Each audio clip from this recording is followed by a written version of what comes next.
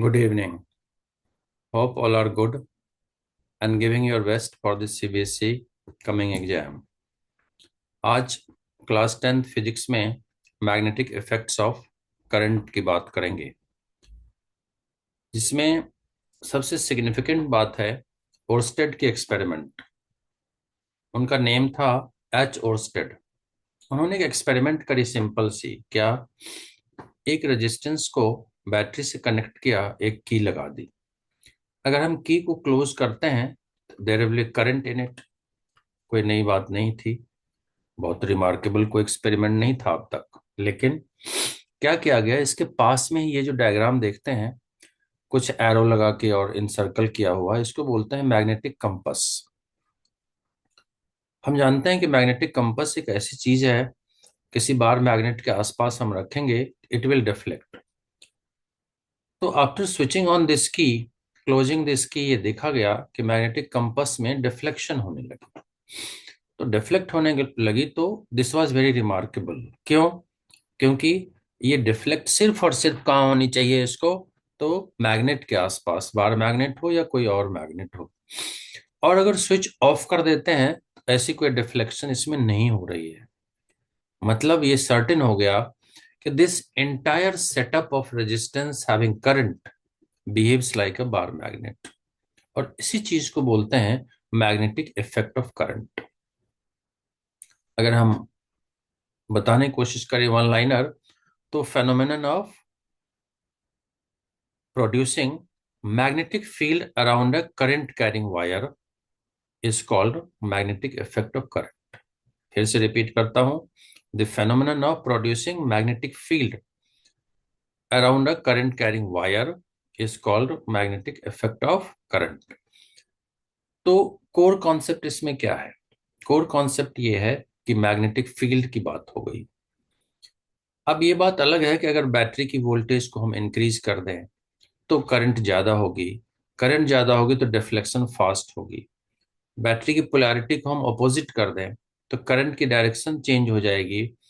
तो polarity, magnetic compass की deflection भी अपोजिट होगी। लेकिन हर हाल में डिफ्लेक्शन होना है जब भी हम की को ऑन करेंगे, स्विच ऑन करेंगे। ऑफ करेंगे, करंट बंद, तो नो डिफ्लेक्शन, मतलब मैग्नेटिक फील्ड तो है ही है।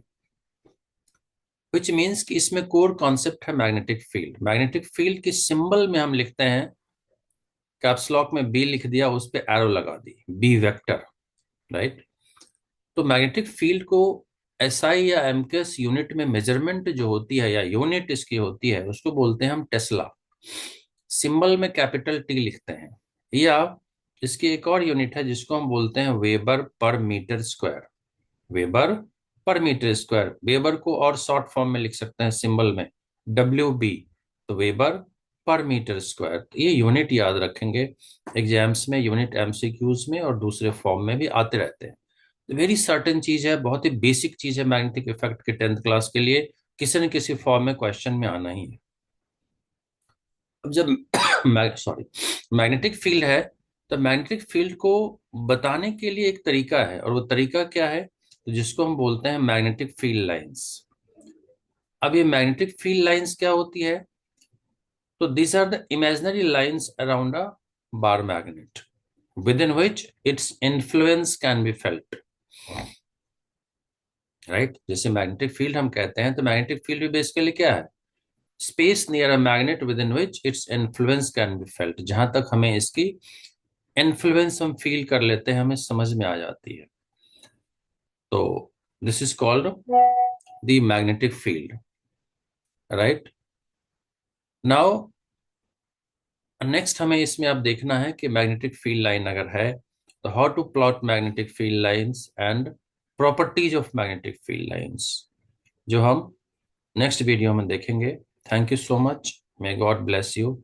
अच्छे से करें। हमने एक वीडियो और डाली हुई है जिसमें हमने लिखा है कि क्विक रिवीजन प्लान। तो क्विक रिवीजन प्लान के लिए हमें क्या चीज चाहिए? तो तीन चीजें चाहिए। फर्स्ट क्या? एनसीईआरटी। एनसीईआरटी अच्छे से पढ़ें। सेकंड क्या चाहिए?